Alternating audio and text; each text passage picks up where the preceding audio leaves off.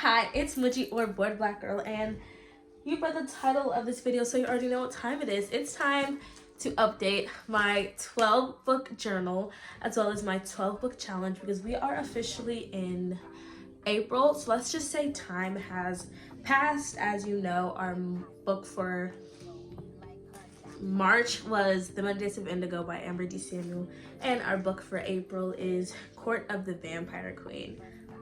So that means it's time for us to update. Sorry. That means it's time for us to update our 12 book challenge. So let's begin. Okay, now because I have actually finished The Days of Indigo, I'm gonna go over to our goal tracker and I'm going to task off 2 more books because we are officially on book number 4. I haven't done this in a while, so hopefully I remember how. Okay, there we go. There we go. And number 3.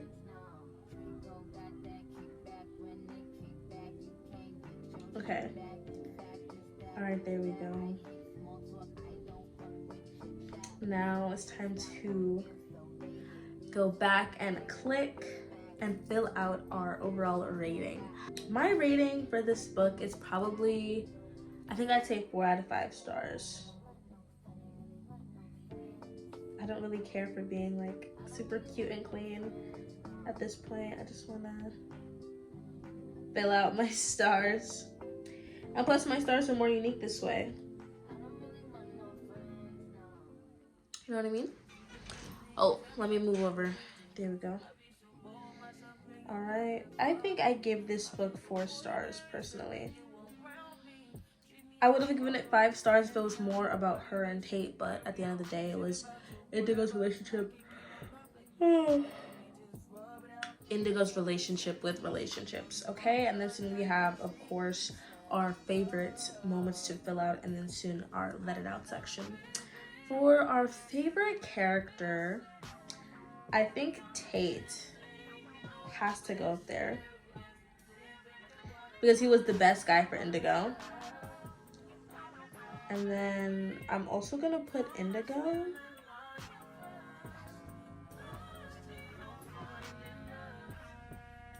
I know it's kind of crazy to put Tate before Indigo, but sometimes Indigo kind of annoyed me. I'm not gonna say Tate never did, but it is what it is. All right. Okay, one thing I absolutely hated was Diego.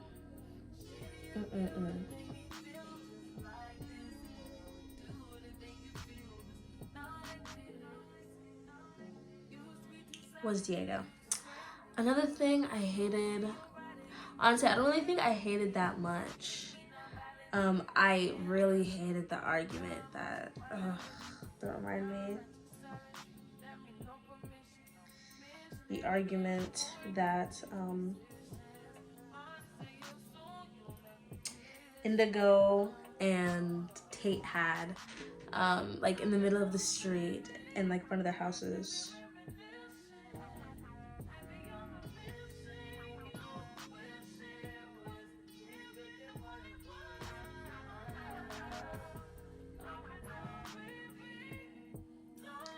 I really didn't like that because I felt like it was so awkward because this was our first time seeing them fight and we were finding out that Indigo got pregnant. So it was a lot. What would be my favorite quote from this book? Honestly, I don't think I have favorite quotes. Let me flip through the book and see what I can find. I think my favorite quote would probably be something cute, honestly. Let's see. I think they stood in the quiet of the night, not overthinking the past or worrying about the future, but being present and enjoying a love that sated them, mind, body, and soul. I think that's a really good one. I think I'm going to put that quote in. Oh no. Okay, so let's get my favorite quote here. And then we're gonna say, they stood in the quiet of the night, not overthinking the past or worrying about the future, but being in the present. I just cheated and did a little voice chat thingy. Shh, no one needs to know. But that is my favorite quote. My most memorable moment.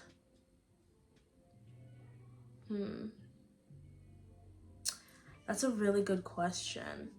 I kind of want to say them getting married at the end because that really did mean a lot to me. But I feel like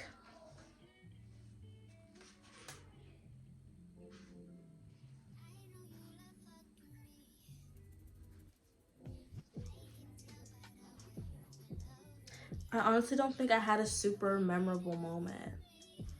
I'm trying to like think because like I feel like my most memorable moment would be with like Tate and Indigo because like they end up together. But truthfully, I do not think that it would be between them. And like I kind of wanted to make it like a good most memorable moment and not a bad one because I was gonna say like Diego cheating, not Diego cheating, but actually no, I would say that's a pretty memorable moment.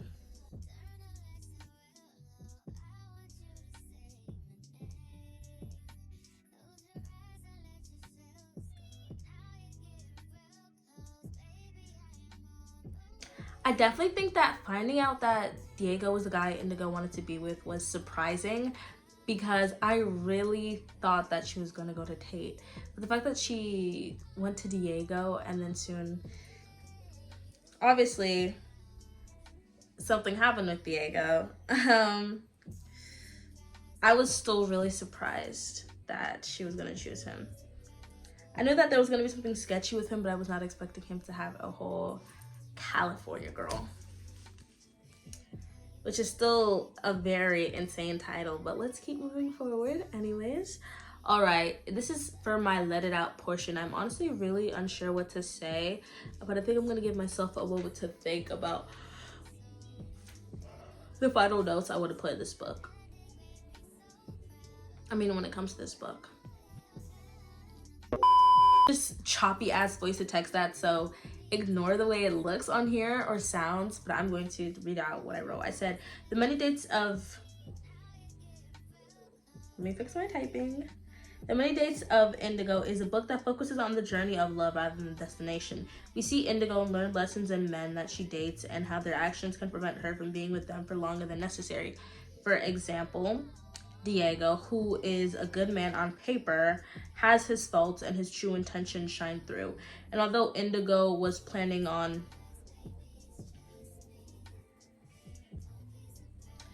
choosing him in the end, she does not. Then we have Nathan, who is a good man with a troubled past who lets it consume him. There we go.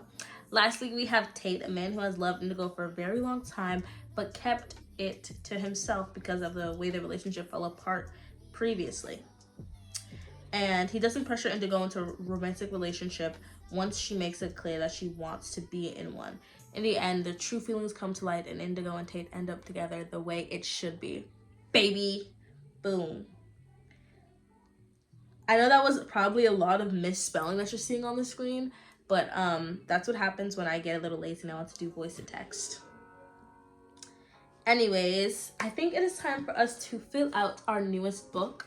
So we're going to go back to our library and then we're going to pull out our photo.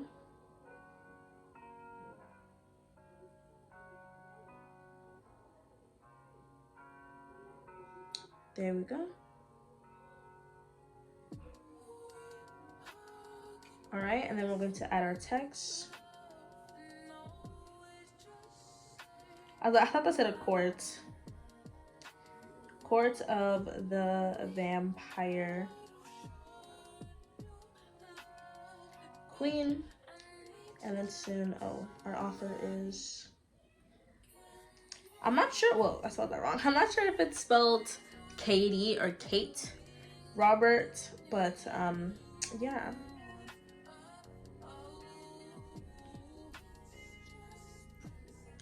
Alrighty, we have it filled in our library. Next, we are going to fill out the details.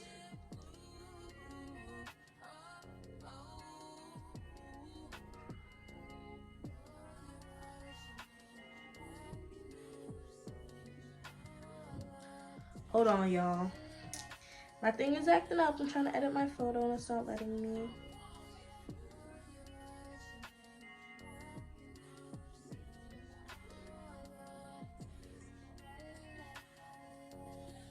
Is that better? Yeah, that's better. Okay.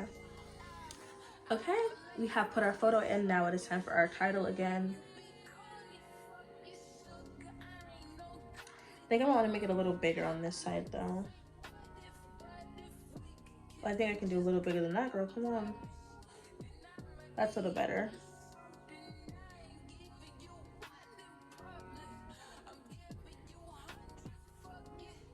Okay, Court of the Vampire Queen. And then once, oop, I messed that up so bad. We're gonna quickly fix that. Anyways, once again, our author's name. Now, when did we start reading this? Oh, I was supposed to write down when I finished the book. I'm all over the place with this one, guys. You know what matters is that I completed the book and then I'm journaling it. Because, you know, it's important to use your own products to ensure that other people can use them. So if you're interested in my 12 book digital reading journal, you should go down in the description, check out my Etsy store and buy it for yourself. If you're interested in pink and bows and reading books, of course. Okay, now for my time frame, I started when it was April something. I don't think it was first, definitely not. I can't remember. Oh yeah, I think it was April 13th or 14th. I know that's super late, unfortunately, but sometimes things happen. The book format, this is a paperback book. This is actually my sister's book. I was a little bit worried about that because I didn't know she was gonna let me highlight it, and I was about to start highlighting and I was like, hold on, let me ask her. Okay, for our genres, we have, whoops. I swear this text thing can really mess with me. Okay, so for our genres, I feel like fantasy. This is the vampires, and I feel like romance as well because there's a romance. There's multiple guys for our one main character, so I feel like we should have either like love triangle or like love circle, if you will. I think she has 4 guys, so maybe a love square. I don't think that's a genre. I think that's more of a trope. Wait, would the genre be like polyamorous? Okay. Okay. I'm trying to think what other genres we have. Fantasy, romance, poly. I'm not sure, but we're going to move on to our tropes.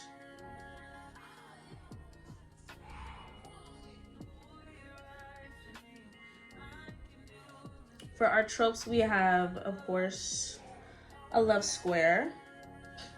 Why'd I pull up the emojis? 3 guys, 1 girl. That sounds... No, wait, that's not even right. It's 3 guys, 1 girl. Okay, and then we have vampire. I'm trying to think what else. It's fantasy. There's 3 guys and the girl is half vampire. They're vampires. I think that's all I want to add, truly. I can't really think of much else to add right now off the top of my head. So here is what my journal is looking like for A Court of the Vampire Queen. Not a court, but Court of the Vampire Queen by Katee Robert. I'm excited to read this book. It is my first vampire book that I think I've ever fully read. I do have all the Twilight books, but I'm a bit of a fake fan and I have not read all the books, but I have seen all the movies. But let's not talk about other vampires. Let's talk about these vampires. Thank you for watching this video. If you enjoyed it, then you should absolutely go in the description and check out my 12 book my 12 book digital reading journal for yourself. As you can see, I have been using it pretty consistently when it comes to keeping track of my books this year, because I am using it myself to challenge myself to read 12 books. So you should give this video a like, as well as go in the description and check it out, or just check out my Etsy shop in general. Thank you so much for watching this video. You should also check out my book videos on The Many Dates of Indigo, which has already come out, as well as my soon to come out book videos on A Court of Rose and Thorns. Court of the Vampire Queen. And as usual, there's always 2 videos for each book I do. There's a reading vlog and a video that talks more specifically about the book. I've been rambling on for far too long, and I think it's time to say goodbye. Thank you for watching, and goodbye. I love ya. Mwah.